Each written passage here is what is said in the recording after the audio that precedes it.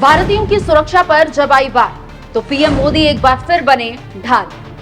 जलते बांग्लादेश की आग से बचाने का प्लान, पीएम मोदी ने कर दिया एक बड़ा काम।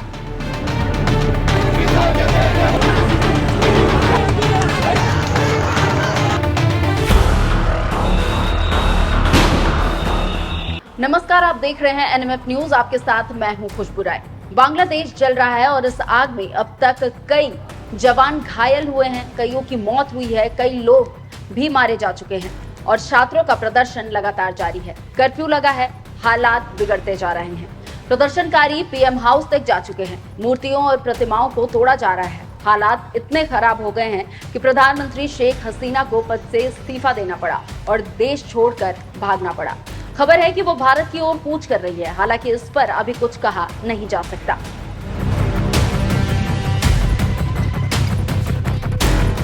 हालात बद से बदतर होते जा रहे हैं। आम व्यक्ति इतने उग्र हो चुके हैं, इतने आक्रोशित हो चुके हैं कि इन पर किसी का बस नहीं है। खराब हालात को देखते हुए बांग्लादेश के सेना प्रमुख बरार उज जमा ने देश को संबोधित करते हुए कहा है कि शेख हसीना ने पद से इस्तीफा दे दिया है, एक अंतरिम सरकार का गठन करेंगे, देश में जल्द सब कुछ सही हो जाएगा। देशे একটা ক্রান্তিকাল চলছে। আমি সমস্ত রাজনৈতিক দলের নেতৃবৃন্দকে এখানে আমন্ত্রণ করেছিলাম, ওনারা এখানে এসেছেন। আমরা একটা সুন্দর আলোচনা করেছি। সেখানে আমরা সিদ্ধান্ত নিয়েছি যে একটা ইন্টারিম গভর্নমেন্ট আমরা ফর্ম করব এবং ইন্টারিম গভর্নমেন্টের মাধ্যমে এদেশের সমস্ত কার্যকলাপ চলবে।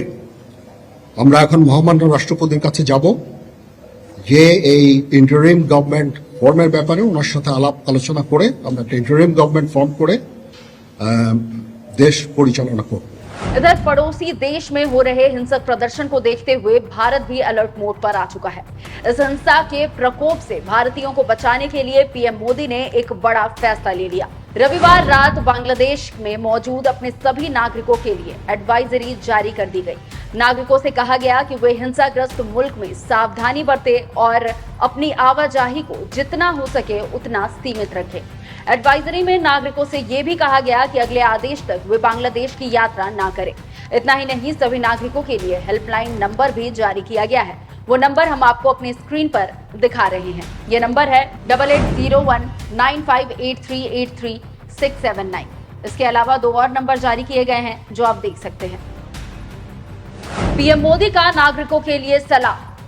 मिनिस्ट्री ऑफ एक्सटर्नल अफेयर्स की तरफ से जारी किए गए बयान में कहा गया है कि चल रहे घटनाक्रम के मद्देनजर भारतीय नागरिकों को अगली सूचना तक बांग्लादेश की यात्रा नहीं करने की सलाह दी जाती है। वर्तमान में बांग्लादेश में मौजूद सभी भारतीय नागरिकों को ज्यादा सावधानी बरतने, अपनी आवाजाही को सीमित करने और इमरजेंसी फोन नंबर के जरिए ढाका में भारतीय उच्चायोग के संपर्क में रहने की सलाह दी जाती है। मंत्रालय की तरफ से इमरजेंसी नंबर भी जारी कर दिया गया है। एक बार फिर से आपको इस स्क्रीन पर नंबर हम दिखा रहे हैं।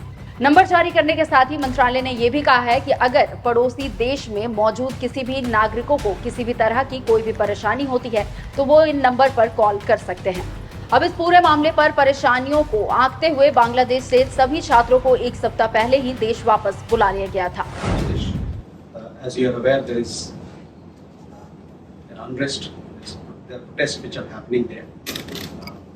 We have around 8,500 students and somewhere around 15,000 Indian nationals resident in the country. We have issued a travel advisory for people to be in touch with the High Commission and for us to render any assistance that they may need. External Affairs Minister is himself monitoring the situation.